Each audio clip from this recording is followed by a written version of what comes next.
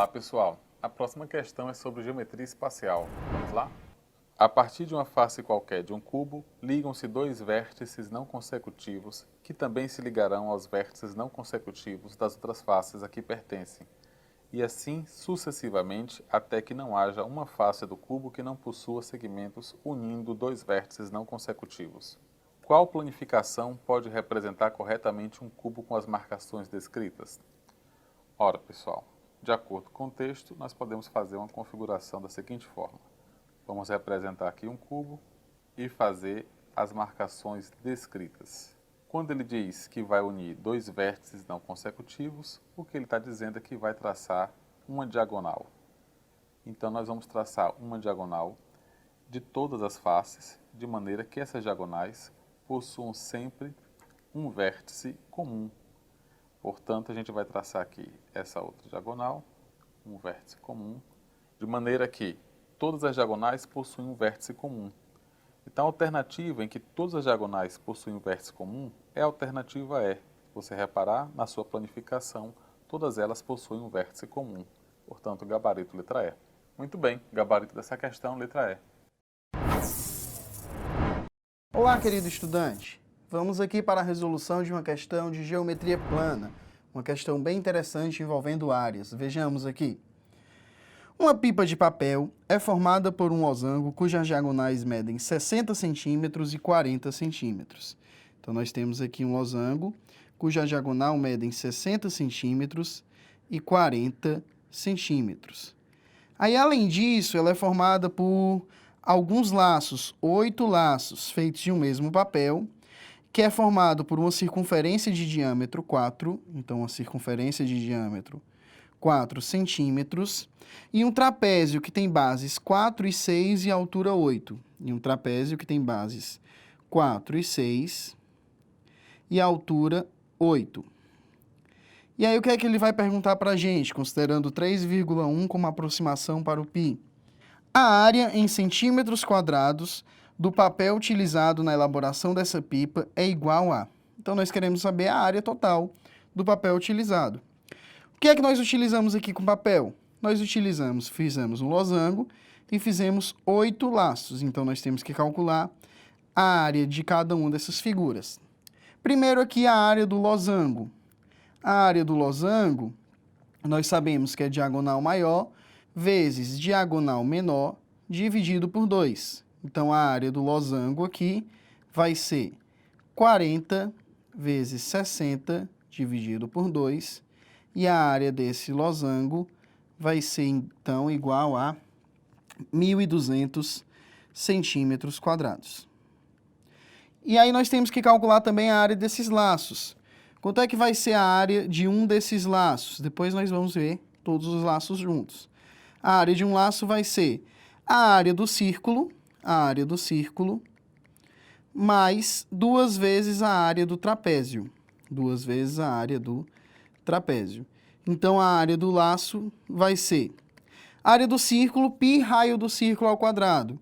Π é 3,1, raio do círculo, se o círculo tem diâmetro 4, ele possui raio 2 centímetros, então 2 ao quadrado, mais 2 vezes a área do trapézio, que é base maior, 4, mais base menor, ou base menor mais base maior, 4 vezes 6, mais 6, vezes a altura 8 dividido por 2.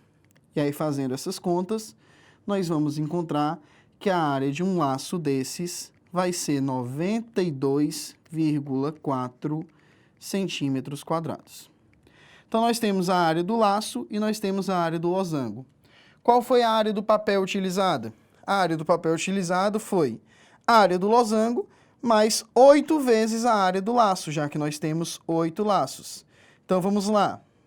A área do losango que nós calculamos foi 1.200 centímetros quadrados e a área do laço que nós calculamos foi de 92,4 centímetros quadrados. A área total, que é a área que foi usada para fazer a pipa, vai ser a área do losango mais 8 vezes a área do laço.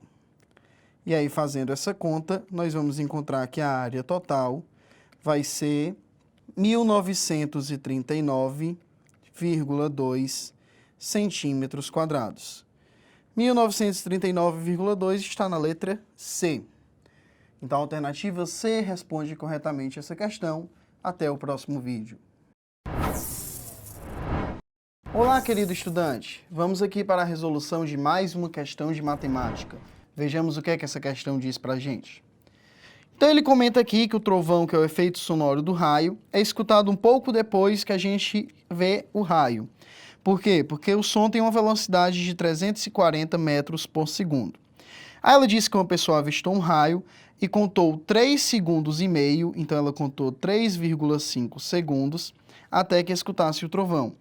Em seguida, ela avistou outro raio, no sentido diametralmente oposto ao primeiro, e contou 5 segundos e 4 décimos de segundo. Então, ela demorou 5,4 segundos para ouvir o segundo trovão. Ele pede para usar π como sendo aproximadamente 3. Nós vamos precisar usar. E aí, o que é que a questão pergunta, dada essa situação? Sendo circular a nuvem de chuva e considerando que os raios ocorreram em suas extremidades, pode-se estimar que a área da cidade coberta pela chuva está entre. Então, nós temos aqui uma nuvem de chuva circular e ocorreram 2 raios em suas extremidades, que atingiram aqui o solo. Aqui no solo, nós temos uma pessoa que escuta esses 2 raios. Ela demora 3 segundos e meio para escutar o primeiro raio e demora 5,1 segundos para escutar o trovão do segundo raio. E aí, como é que eu vou calcular, então, a distância percorrida entre esses raios? Lembre-se que se você quiser calcular uma distância, você pode fazer velocidade vezes tempo. Então, a distância percorrida por esse primeiro raio vai ser 5,1 segundos vezes 340 metros por segundo, que é a velocidade do som. E a distância percorrida por esse segundo raio vai ser 3,5 segundos vezes 340 metros por segundo, que é a velocidade do som. A soma dessas duas distâncias vai dar o diâmetro da sua nuvem. Então, você pode dizer que o diâmetro da sua nuvem vai ser a soma dessas duas distâncias, D1 mais D2. E aí, a soma dessas duas distâncias, quando você fizer as contas, você vai encontrar 3.026 metros. E aí, você precisa saber qual é a área da cidade coberta pela chuva. A área da cidade vai ser π vezes o raio do círculo que representa a nuvem ao quadrado. Então, a área da cidade vai ser π, ele pediu para considerar 3. O raio será metade desse diâmetro que nós calculamos. O raio será 1.513 metros. Então, você vai ter 3 vezes 1.513 ao quadrado. E aí, a área que você vai encontrar em metros quadrados, porque nós estamos trabalhando com metros quadrados, vai ser 6.867.507 metros quadrados, que você precisa converter para quilômetros quadrados, porque as alternativas pediram para você comparar em quilômetros quadrados, e aí você vai ter, então, uma área de 6,867507 quilômetros quadrados, que é justamente uma área que está entre 6 e 7, que é o que aponta a alternativa D. Então, a alternativa D é a resposta correta dessa questão. Olá, caro estudante do SAS. Vamos aqui para mais uma questão de matemática, uma questão de geometria espacial envolvendo porcentagem, uma questão bem interessante. Vejamos. Uma empresa de cosmético ela faz sabonetes em caixas de papelão de formato cúbico. Então, eu tenho caixas de papelão que inicialmente tem o formato de um cubo. Vejamos aqui esse formato. E aí, o que é que ela vai acontecer? Então, eu tenho aqui um cubo de aresta A. Aí, ela vai tentar mudar a imagem do produto e planeja mudar o formato da caixa para um cilindro circular reto, cujo raio da base tem a mesma medida da aresta da caixa original. Então, vai mudar aqui para um cilindro circular reto. Um cilindro circular reto, cujo raio da base é o valor da aresta da caixa inicial. Então, o raio da base aqui vale A. Aí a nova caixa terá a mesma altura que a antiga. Quanto é a altura de um cubo? É justamente a medida da aresta dele. Então, a nova caixa terá uma altura A. Ele quer saber, com essa mudança, qual vai ser o valor de aumento da área de superfície lateral. Bom, Vamos lá, quem é a área da superfície lateral da primeira caixa? A superfície lateral de um cubo são 4 faces aqui que são quadradas. Então, a área lateral inicial, vou chamar aqui de SL0, vai ser 4A2, a área lateral inicial. 4 vezes a área de um quadrado de lado A. Quem vai ser a área lateral final? A área lateral final vai ser o quê? Vai ser a área lateral de um cilindro. E a área lateral de um cilindro é 2π vezes o raio da base vezes a altura. Então, nós vamos ter aqui que a área lateral final vai ser igual a 2 vezes π. Quem é π? 3,14, ele mandou usar, vezes R. O raio da base do cilindro vai ser A, vezes a altura do cilindro, que é A. E aí você vai encontrar que a área lateral final aqui da caixa vai ficar 6,28 A2. Então, é uma área maior. Quantos por cento maior? Vamos pegar a variação aqui. A variação 6,28 A2 menos 4 A2. Isso aqui é a variação. E eu quero o aumento percentual, então eu vou dividir pelo valor inicial. Divido aqui por A2. Aí o A2 cancela, a gente vai encontrar o quê, pessoal? A gente vai encontrar 2,28 dividido por 4. Isso aqui é igual a 0,57, que significa um aumento de 57%. E 57% está na letra B. Então, a alternativa B é a resposta dessa questão. Com isso, nós concluímos esta resolução. Até o próximo vídeo. Ótima questão agora envolvendo aqui o volume de uma coroa circular, né? Bem interessante a gente até lembrar da forma do volume de uma coroa circular e interpretar a questão corretamente. Vamos lá. Então aqui ele fala primeiramente de um esmeril, né? Importante a gente lembrar, ele tem um formato circular com uma peça também circular aqui dentro, né?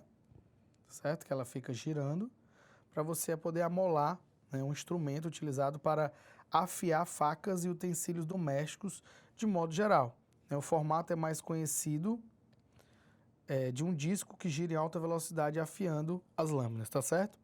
Aí ele fala o seguinte, que certo disco de esmeril tem 35 centímetros de diâmetro. Se é 35 centímetros de diâmetro, que seria tudo isso aqui, né? Ou seja, o raio é a metade de 35 seria 17,5 centímetros. E uma espessura de 3 centímetros, né? Porque aí seria como se fosse um cilindro, né? A gente vai ter aqui como se fosse um cilindro, tá certo? 3 centímetros de espessura. Esse 3 centímetros só vai nos interessar no final. O fabricante dessa peça afirma que a cada quilômetro de lâmina afiada, considerando as várias passagens da lâmina pelo esmeril, o disco se desgasta, diminuindo seu raio em 1 centímetro. A cada quilômetro, 1 centímetro, tá certo? No centro do disco, há uma peça circular, tá aqui a peça, né, que a gente colocou aqui, de diâmetro 5 centímetros. Se o diâmetro é 5, então é porque o raio é 2,5, tá certo? O raio é a metade. O π é 3, então vamos lá. Seguinte, ao retirar a peça de encaixe, após afiar meia centena de milhar de facas com lâminas de 20 centímetros, o volume restante do disco é, primeiro o seguinte, meia centena de milhar de facas, uma centena é 100 mil, uma centena de milhar, né? É 100 mil. Meia é 50 mil. Ou seja, foram 50 mil facas, cada uma com 20 centímetros de lâmina. Tu fazendo essa multiplicação aí, tu tem 1 milhão de centímetros de lâmina afiada, que dá um total de 10 quilômetros. Então, foi afiado aí 10 quilômetros de faca. Lembrando que a cada 1 quilômetro, ela diminui 1 centímetro. Se foi 10 quilômetros, ela diminuiu 10 centímetros. Então, aqui, ó, o meu esmeril diminuiu aqui 10 centímetros, menos 10 centímetros de raio. Então, ele ficou só com 7,5 centímetros, tá certo? Ficou apenas com 7,5, tá bom? Agora, a gente pode colocar na fórmula da coroa circular, que é o volume da coroa circular, é a altura, que nesse caso a nossa altura é a espessura da questão, que ele nos deu, 3 centímetros, vezes π vezes r ao quadrado, que é a área do círculo, né? Do círculo grande, menos a área do círculo pequeno. O π é 3, o raio do grande 7,5, menos o π que é 3 e o raio do pequeno, que é 2,5, né? O pequeno, como a gente viu aqui no esmeril, o pequeno é a parte de dentro e o grande é a parte de fora. Então, você fazendo as continhas aí, ó, eu vou ter 168,75 menos 18,75, que vai dar 150 vezes 3. Então, eu vou ter um volume do que sobrou após eu afiar essas 50 mil facas. Resposta, item B de bola, ok? Resposta, item B. Vamos lá para mais uma questãozinha aqui de geometria, bem simples, né? Só com alguns cálculos, mais transformações de medidas, mais simples de fazer. Vamos lá. Aqui ele fala sobre um cartão, vai fazer um cartão de aniversário, né? E ele quer o cartão nesse formato de um bolo. Te deu as medidas, certo? Só que o cartão, a gente sabe que geralmente um papel vem num formato retangular. E aí vai ter umas perdas aqui, né? Ele vai perder folha. Então, ele até te colocou 20%, né? Das perdas aí. Ele quer saber quanto ele tem que comprar aí de papel para ele produzir 50 mil cartões, não é isso? Então vamos lá. Seguinte, aqui é fácil. Vamos fazer as áreas, né, desses pedaços que ele nos deu, ó. 7 vezes 5, aqui eu tenho 35 centímetros quadrados. Aqui eu tenho 55 centímetros quadrados. E aqui eu tenho 75 centímetros quadrados. Somando, você vai ter aqui 15 vai 1, vou ter 165 centímetros quadrados. É a área total aí do meu cartão. Só que eu tenho que acrescer a esse 165, 20%, que é as perdas, né? Então, quando você fizer aqui 20% de 165, isso vai dar 2 vezes 16,5, isso vai dar 33 centímetros quadrados. Ou seja, o total do meu papel, então, vai ser o 165 mais o 33, que é o total do cartão, mais a perda, que vai dar um total de 198 centímetros quadrados. Pronto. Isso é o que eu preciso de papel para fazer um cartão. Mas a questão me pediu quantos metros quadrados, detalhe importante aqui, que a gente está calculando tudo em centímetros quadrados. E a questão que é em metros, vou ter que fazer uma transformação no final. Quantos metros quadrados de papel devem ser comprados para eu produzir 50 mil cartões? Eu já sei o valor de um, que era 198. Quando eu multiplico por 50 mil, isso vai dar 9.900.000 centímetros quadrados. Eu vou cortar aqui 4 zeros. 1, 2, 3, 4. Então, isso aqui fica igual a 990 metros quadrados. Resposta, item E. Ok? Item E. Olá pessoal, tudo bem? Estamos resolvendo o segundo simulado SAIS Enem 2018, prova de matemática, e a próxima questão trata do assunto sistemas de numeração. Vejamos? O sistema de numeração binário é usado para representar os números na base 2, sendo constituído por 2 algarismos, 0 e 1. Já o sistema de numeração hexadecimal representa os números na base 16 e é composto por 16 dígitos, os algarismos de 0 a 9 e as letras de A a F. Cada dígito no sistema hexadecimal representa 4 dígitos binários, conforme a tabela de conversão a seguir. A gente acompanha aqui a tabela de conversão, aqui são os números no sistema hexadecimal e a representação em números binários. Aqui as letras de A a F, que também representam algarismos no sistema hexadecimal, correspondentes aos números de 10 a 15, e a sua representação no sistema binário.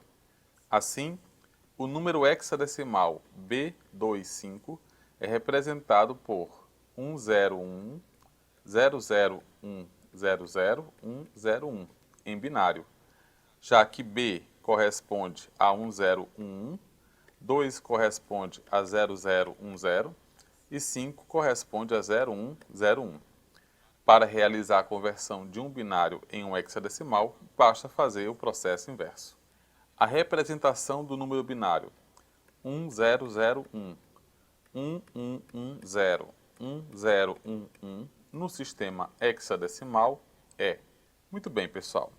Para fazer essa conversão para o sistema hexadecimal, vamos separar o número em grupos de 4 algarismos. Então, nós temos o primeiro grupo de 4 algarismos, que é o 1001, o segundo grupo de 4 algarismos, que é o 111, ou seja, 1110, e o terceiro grupo de 4 algarismos, que é 1011. Observando a tabela de conversão, a gente conclui que 1001 corresponde ao 9, que 1110 corresponde ao E e que 1011 corresponde ao B. Portanto, a representação em hexadecimal é o número de 3 algarismos 9EB na letra A. É isso aí, pessoal. O gabarito dessa questão é a letra A. Olá, pessoal. A próxima questão trabalha com o conceito de múltiplos e divisores, em especial o máximo divisor comum. Vejamos? Em um estado existem 3 grandes rodovias que medem 360 km, 270 km e 210 km. Postos de combustível serão instalados ao longo de toda a extensão de cada rodovia, de modo que a distância entre eles seja sempre a mesma nas 3 rodovias. O custo estimado na instalação de cada posto é de R$ 500 mil. Sabendo que haverá um posto no início e no fim de cada rodovia, o menor custo possível na instalação de todos eles será, em milhões de reais, igual a... Bom, como a distância deve ser a mesma e como deve ter o menor custo possível, é necessário que a gente tenha, como consequência, a maior distância possível, visto que quanto maior a distância, menos postos serão instalados e, portanto, menor será o custo. Para obtermos a maior distância, dado que tem que ser a mesma distância para as 3 rodovias, então nós vamos obter um divisor, que tem que ser um divisor de 360, de 270 e de 210. Um divisor comum a essas três extensões de rodovias. Como deve ser o maior possível, então deve ser o maior divisor comum, ou seja, o máximo divisor comum, o MDC. Efetuando aqui o cálculo do MDC, a gente vai colocar 180, aqui dá 135, aqui dá 105. Agora vamos colocar por 3, que vai dar 60, que vai dar 45 e aqui vai dar 35. E por 5, aqui é 12, aqui é 9 e aqui é 7. Ou seja, o máximo divisor comum é 2 vezes 3 vezes 5, 30 km. Esse é o máximo divisor comum. Precisamos agora saber quantos postos de combustível serão instalados. Na rodovia de 360 km, nós vamos ter 12 postos mais 1, porque tem que ter um no início e outro no fim. Na rodovia de 270 km serão 9 postos mais 1. E na rodovia de 210 km serão 7 postos mais 1. Ou seja, o total de postos é 13, mais 10, mais 8, 31 postos de combustíveis. Repare que tem que somar um, porque tem que ter um no início e outro no fim da rodovia. Cada posto de combustível custa meio milhão de reais. Então, em milhões de reais, vai ser 31 vezes meio milhão, o que equivale a 15,5 milhões de reais. E, portanto, que a gente encontra na alternativa C. É isso aí, pessoal. O gabarito dessa questão, letra C. Olá, pessoal. A próxima questão é sobre matemática financeira. Vejamos? Uma moça foi a uma concessionária de automóveis negociar a compra de um carro recém-lançado, cujo preço promocional de lançamento é R$ 115 mil, sujeito a aumento nos próximos meses. No momento, a jovem dispõe da quantia de R$ 100 mil.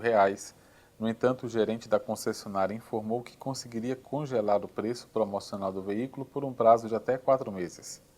Suponha que para comprar o carro pelo valor de lançamento, a moça aplicasse a quantia de que dispõe a uma taxa de juros simples de 2,5% ao mês. Nessas condições, ela conseguiria comprar o carro. Ora, como a taxa de juros a ser aplicada será juros simples, o montante no juros simples é dado por C, que é o capital aplicado, 1 mais a taxa vezes o tempo. Nós queremos que o montante venha a ser R$115 mil, quando o capital aplicado foi de R$100 mil, há uma taxa de 2,5%, ou seja, 0,025, durante o tempo que a gente precisa determinar. Eliminando aqui os zeros em excesso, a gente conclui que 115 deve ser igual a 100 mais 2,5t, ou seja, o tempo necessário vai ter que ser 15 dividido por 2,5, que é de 6 meses. Portanto, somente se o prazo de congelamento for 6 meses, ela conseguirá comprar. É isso, gabarito dessa questão, B de bola.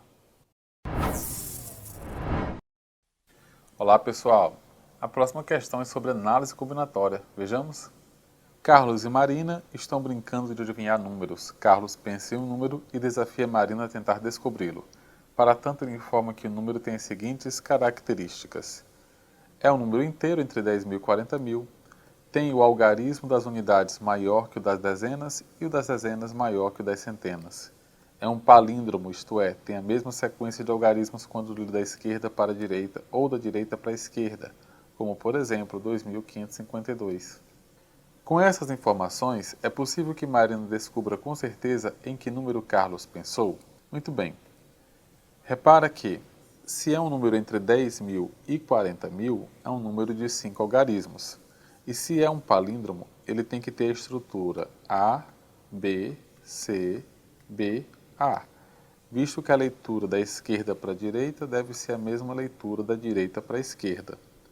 Como ele deve ser um número entre 10 mil e 40 mil, esse A deve pertencer ao conjunto 1, 2, 3, ou seja, ou é um número 10 mil, 11 mil, 12 mil e alguma coisa por aí, ou é um número 20 mil e alguma coisa, ou é um número 30 mil e alguma coisa, já que ele tem que estar entre 10 mil e 40 mil. O algarismo das unidades deve ser maior que o das dezenas. Se o algarismo das unidades, que é o A, deve ser maior do que os das dezenas, então esse A não pode ser 1. Quer dizer que o A ou é 2 ou é 3, visto que 1 não é maior do que os outros algarismos. Dessa forma, nós vamos poder ter as seguintes possibilidades, tomando o A como 2 ou tomando o A como 3. Se o A for 2, só há uma possibilidade, já que o algarismo das unidades deve ser maior que o das dezenas e o das dezenas deve ser maior que o das centenas. Então, deverá ser o número 21.012. Mas se o A for 3, então poderíamos ter a dezena igual a 1 ou igual a 2. Se a dezena fosse 1, a centena deveria ser 0. E se a dezena fosse 2, a centena poderia ser 0 ou poderia ser 1. Então, há essas 4 possibilidades numéricas para o número que Carlos pensou. Portanto, não é possível que Marina adivinhasse com certeza o número pensado, visto que há 4 possibilidades. Questãozinha simples relacionada ao nosso cotidiano, né? Indo ao estacionamento de um shopping, preços tabelados. Nessa questão, a primeira hora é R$5 e as horas adicionais, a partir dessa 1 hora, ou seja, quem vai ficar mais de 1 hora, 2, 3, é cobrado o valor de R$3,50 a cada hora adicional, mas se tiver alguma hora fracionada, é cobrado o valor da hora inteira. Então vamos fazer esse cálculo simples aqui, né? Ele entrou às 11 horas no shopping, vai sair às 14h30, então se você fizer a subtração, o tempo que ele vai ficar é de 3 horas e 30 minutos. E a gente vai quebrar isso no seguinte: a primeira hora, a gente sabe que ele vai pagar R$5. A segunda hora, a gente já sabe que ele vai pagar R$3,50, que já é 1 hora adicional. A terceira hora, ele continua pagando os R$3,50. E por último, que já não é mais a quarta hora, é apenas os 30 minutos, né? Que ele vai ficar 3 horas e meia. Então já passamos aqui as 3 primeiras horas, falta só 30 minutos. Mas, professor, não é só metade? Não. A questão fala lá na tabela, né, se você voltar aqui, ó, que qualquer fração de hora, ou seja, qualquer pedaço da hora, equivale ao valor de 1 hora inteira. Então aqui ele vai pagar também os R$3,50. E aí agora é só você somar. Somando aí, você vai ter 3,50 com 3,50 dá 7, com mais 5, 12. Então você vai ter aqui R$ 15,50 é o valor pago por esse motorista nesse estacionamento aí, ok? Nossa resposta se encontra lá no item E. Então, ele vai pagar R$ 15,50, questãozinha para não perder, ok? Item E. Olá, querido estudante. Vamos aqui para uma questão de estatística, uma questão bem legal envolvendo aí o conceito de mediana. Vejamos aí o que é que essa questão nos propõe. Então, essa questão dá um gráfico para a gente que dá a variação absoluta em milhões de empregos formais no Brasil, e aí destaca o resultado negativo aqui no ano de 2015. E aí o que é que ele pergunta para a gente dado esse gráfico? A mediana do número de empregos formais em milhões no período de 2006 a 2015. O que é a mediana? A mediana é o valor que nós calculamos quando nós escrevemos os valores em ordem crescente e pegamos o valor central. No caso de ter dois valores centrais, a média aritmética dos dois valores centrais. Ora, se a mediana então é calculada colocando os valores em ordem crescente, o menor valor e o maior valor não estarão no centro, porque o menor valor será o primeiro a aparecer e o maior valor será o último a aparecer. Então você pode desconsiderar o menor valor e o maior valor quando você estiver procurando a mediana. E aí você continua fazendo isso até encontrar um termo central, que seria o termo do meio, ou um par de termos. Se sobrarem dois termos, você considera a média aritmética dos dois. Então vamos lá, desconsiderando agora o segundo menor valor. 0,62 é o segundo menor valor e o segundo maior valor, 2,45. Desconsiderando agora o próximo menor valor, 1,14 seria o próximo menor valor, e o próximo maior valor, 2,24.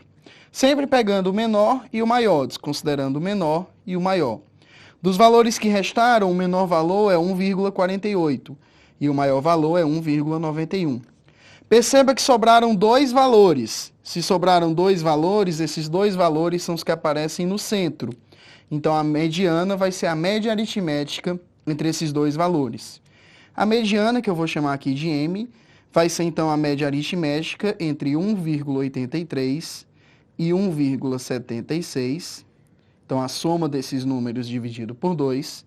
E aí, efetuando essa conta, você encontra que a mediana é 1,795.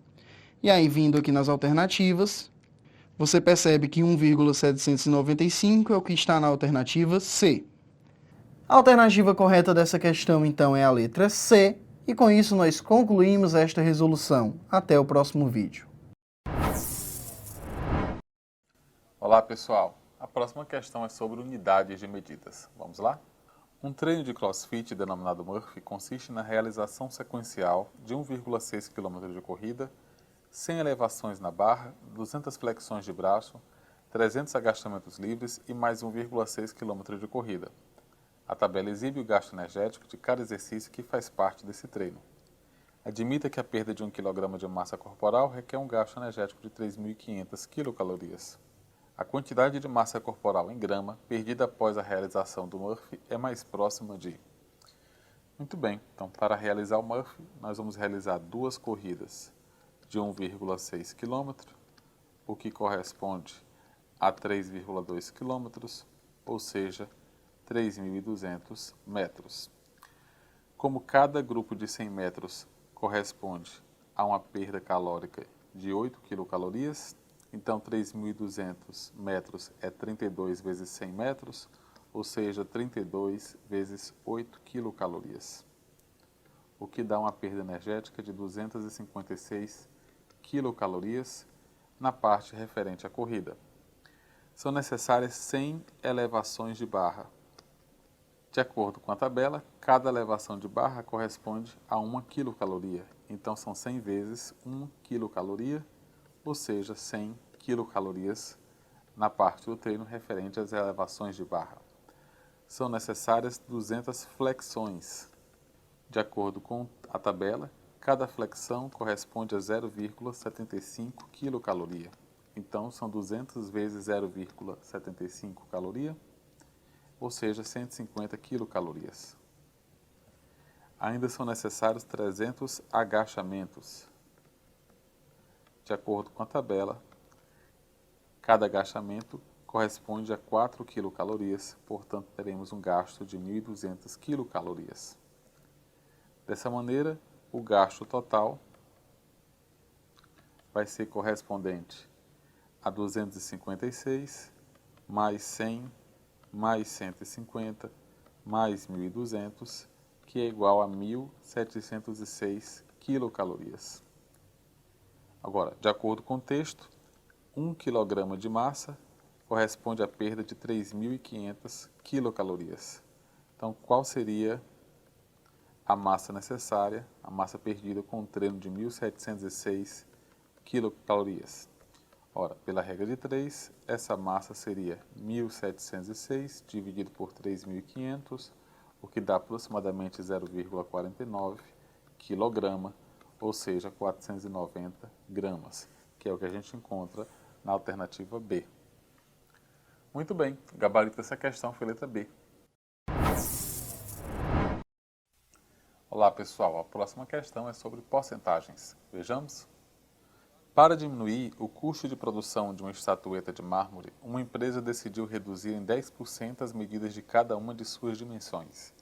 Visando compensar os compradores, a empresa concedeu 30% de desconto no preço da peça.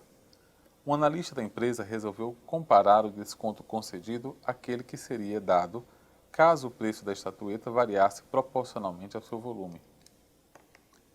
O analista concluiu que, em relação ao desconto proporcional ao volume, o desconto que foi dado pela empresa é: bom, como foi reduzido 10% em cada dimensão, e a estatueta obviamente possui 3 dimensões, então cada dimensão passou a ter 90% da dimensão original. Significa que o volume final da estatueta é 90%, de 90%, de 90% em relação ao volume inicial. Esse é o volume final. De maneira que o volume final vai ser 90% ao cubo, ou seja, 0,9 ao cubo, em relação ao volume inicial. Isso dá 0,729 em relação ao volume inicial, ou seja, 72,9% do volume inicial. Se a estatueta, ao final, tem 72,9% do volume inicial, então o desconto foi de 100% menos 72,9%, ou seja, esse desconto foi de 27,1%. Mas como a empresa concedeu um desconto de 30%, esse desconto foi superior ao volume, ao desconto proporcional ao volume, que seria de 27,1%. Ou seja, esse desconto foi de 2,9% superior, que é o que a gente encontra na alternativa E. Então é isso, o gabarito dessa questão foi a letra E. Olá, querido estudante! Vamos aqui para mais uma questão de matemática, uma questão bem legal envolvendo porcentagem. Vejamos aí o que é que essa questão nos propõe. A questão nos traz um texto base envolvendo o Produto Interno Bruto do Brasil e o potencial do agronegócio e da pecuária aí. E o que é que ele pergunta? Ele pergunta: o PIB da pecuária representa em relação ao PIB do agronegócio um percentual de... Então, qual é a relação que o PIB da pecuária representa em relação ao PIB do agronegócio? Vamos aqui ao texto base, ver as informações que ele nos dá.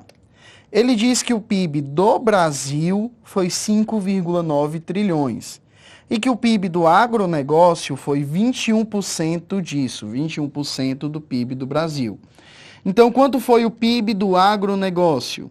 O PIB do agronegócio foi 21% do PIB brasileiro, que foi 5,9 trilhões. 5,9 trilhões. Nós vamos ter que relacionar esse valor com o PIB da pecuária, que ele diz para a gente que foi 400,7 bilhões, então eu já vou escrever esse valor em bilhões. Nós temos que calcular 21% de 5,9 trilhões, que é 5.900 bilhões. E aí vamos fazer essa conta. Você tem que é 21 sobre 100 vezes 5.900 bilhões. E aí, ao realizar essa conta, você vai encontrar um PIB de 1.239 bilhões. Então, 1.239 bilhões é o PIB do agronegócio, que é o que nós estávamos calculando. Ele quer saber quanto o PIB da pecuária, que ele disse para a gente que é 400,7 bilhões, representa nisso. Então, vamos lá. A gente tem que o PIB da pecuária é 400,7 bilhões de reais. E que o PIB do agronegócio, nós calculamos, é 1.239 bilhões de reais. Ele quer a relação entre os valores, o valor percentual que o 407 representa no 1.239. Para calcular isso, basta você dividir os dois valores. Então, você pode fazer 400,7 dividido por 1.239, e aí você vai encontrar, ao fazer essa conta, 0,323, aproximadamente esse valor. Que isso aí equivale a 32,3%, que é aproximadamente 32%, que é o que está na alternativa D. Logo, chegamos que a alternativa D é a resposta dessa questão. Nos encontramos no próximo vídeo. Olá, querido estudante do SAS. Vamos aqui para mais uma questão de matemática, uma questão bem legal de proporcionalidade. Vejamos aí o que é que essa questão está nos propondo. Nós temos um grupo de estudantes que vai gerir uma empresa, e aí eles perceberam que a fatia de mercado de uma determinada empresa é diretamente proporcional à qualidade do produto e ao investimento em marketing, e é inversamente proporcional ao preço do produto. Então, se eu chamar aqui qualidade do produto de Q, investimento em marketing de I e preço de P, nós vamos ter que a fatia de mercado, eu vou dizer que F, é diretamente proporcional à qualidade do produto e ao investimento em marketing e inversamente proporcional ao preço. Eu posso montar uma equação de proporcionalidade que diz que a fatia de mercado é uma constante de proporcionalidade vezes qualidade vezes investimento, as grandezas diretamente proporcionais, dividido por preço, que é a grandeza inversamente proporcional. Então, eu tenho essa equação de proporcionalidade. O que é que a questão nos pergunta? De acordo com os dados, o aluno que obteve a maior fatia de mercado foi. A maior fatia de mercado vai ocorrer quando eu tiver um maior produto desse que eu estou destacando aqui para vocês. Qualidade vezes investimento em marketing dividido por preço. Então, o que é que eu vou fazer? Vou calcular o resultado desse produto para cada um dos alunos. O que tiver um maior resultado de produto vai ter uma maior fatia de mercado. Então, vejamos aqui. Primeiro para o Alonso, que está na letra A. O Alonso possui qualidade 100%, investimento em marketing 5.000 e preço 2,50. Lembrando que nós vamos calcular qualidade vezes investimento em marketing dividido por preço. Então, qualidade do Alonso vai ser 100%, que é a mesma coisa que 1. Investimento em marketing dele é 5.000, dividido por 2,50, que é o preço dele. E aí, ao fazer essa conta, você vai encontrar 2.000 como o resultado desse produto aqui para o Alonso. Para a Brenda, como é que fica? Vamos aqui aos dados. A Brenda possui qualidade 95%, investimento em marketing 5.500 e preço 3. Então, vamos fazer qualidade vezes investimento dividido por preço. Qualidade 95%, que é 0,95, vezes investimento em marketing, que é 5.500, dividido pelo preço, que vale 3. E aí, fazendo essas contas, nós temos 1.742. Letra C, para o Cícero. Bom, o Cícero ele tem qualidade 95%, investimento em marketing 6.000 e preço 3,50. Então, o Cícero vai ter qualidade do produto 95%, que é 0,95, preço do produto 6.000, dividido pelo preço do produto, que é 3,50.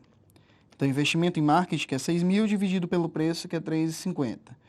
Nós vamos ter 1.628 como resultado para o Cícero.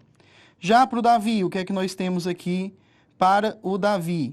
O Davi ele tem qualidade do produto 100%, investimento em marketing 5.500 e preço 3. Então, vamos lá. Qualidade do produto vezes investimento em marketing dividido pelo preço. Qualidade do produto 100% é 1. Investimento em marketing 5.500 é o caso do Davi, dividido pelo preço, que é 3. Então, para o Davi, essa conta vai dar 1.833. Já para o Eduardo, nós vamos ter qualidade vezes investimento em marketing dividido pelo preço, 0,9 vezes 6.000 dividido por 2,50. E aí vamos fazer então 0,9 vezes 6.000 dividido por 2,50. E aí você vai ter então 2.160 no caso do Eduardo. O que teve maior resultado de produto foi o Eduardo, então ele vai ter a maior fatia de mercado. Letra E é a resposta dessa questão. Resposta correta dessa questão, então, é letra E, e com isso nós concluímos esta resolução.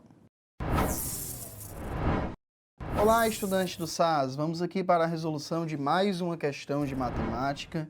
Vejamos o que é que essa questão nos traz.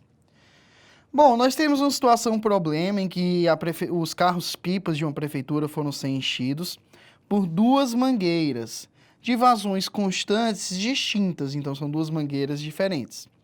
E aí o que é que o técnico responsável fez? Ele começou a encher 2 dos 3 tanques simultaneamente, um com cada mangueira. O primeiro tanque foi cheio em 80 minutos e o segundo tanque foi cheio em 120 minutos. E aí as duas mangueiras depois foram colocadas para encher o terceiro tanque. Os tanques têm a mesma capacidade. O que é que ele vai perguntar para a gente? O tempo necessário para abastecer completamente o tanque do último caminhão-pipa. Então vamos lá. Eu vou dizer que a capacidade do tanque é T. Então T é a capacidade do tanque. A primeira torneira, ela encheu T em quanto tempo? Voltando aqui nos dados, nós dizemos que ela encheu em 80 minutos. Então, a primeira mangueira, ela enche uma vazão T, ela tem uma vazão de T a cada 80 minutos. E a segunda mangueira, ela tem que vazão? Em quanto tempo ela encheu o tanque? Ela encheu o tanque que tem vazão T, tamanho T, em 120 minutos. O que é que vai acontecer então? Nós vamos ter essas duas mangueiras juntas. Qual é a vazão de cada uma dessas mangueiras? Ora, a primeira mangueira tem uma vazão de T a cada 80 minutos. E a segunda mangueira tem uma vazão de T a cada 120 minutos. Eu vou botar essas duas mangueiras juntas durante um determinado tempo ΔT. E aí essas duas mangueiras juntas durante esse determinado tempo, elas vão encher o terceiro tanque, que também tem tamanho T. Aí observe o que é que vai acontecer aqui, pessoal. O que é que vai acontecer é que o T vai cancelar, e aí você vai ter então que 1 sobre 80 mais 1 sobre 120 vezes o tempo ΔT que você quer calcular é igual a 1. E aí você encontra o tempo ΔT que vai demorar para encher esse tanque em minutos, ele será igual a 48 minutos. E aí 48 minutos você já encontra na letra B. Então, a resposta correta dessa questão é a alternativa B. Vamos lá, questãozinha simples de porcentagem, basta analisar o gráfico corretamente. Vamos lá. Então, tem um gráfico bem diferente aí, né, colocado nessa questão, que é em relação ao esgoto em números. Quantidade da população, né, considerando a população urbana do Brasil, na época aí, 168 milhões de habitantes, e ele mostra no gráfico atendimento adequado, ou seja, eu tenho aqui 43% esgoto coletado e tratado, eu tenho 12% com solução individual, fez a fossa séptica, eu tenho um atendimento precário, que é coletado e não é tratado, 18%, e tenho sem atendimento algum, 27% sem coleta nem tratamento. Então, na questão, ele pergunta o seguinte: analisando as informações do gráfico, pode-se afirmar que o número de brasileiros da zona urbana em milhões que não possui atendimento adequado, olha aí. Então, muita gente pode vir para cá, ó. Eita, sem atendimento algum. Errado. Não é os habitantes que estão sem atendimento algum. São aqueles que não têm atendimento adequado. Atendimento adequado é todo esse total aqui, ó. 43 com 12. Que me dá 55%. Se eu tenho 55% da população urbana com atendimento adequado, 45, que é essa soma aqui, né, 18 com 27, é o que não tem atendimento adequado. Ou seja, 45% da minha população, que é de 168 milhões, não tem o atendimento adequado. Então, você faz essa continha simples, 45 vezes 168, 7.560. Quando você for dividir isso por 100, corta o 0 com 0, então isso vai dar 75,6 milhões de habitantes não têm o atendimento adequado, ok? Resposta, item E. Simples aí, continha de porcentagem. Item E.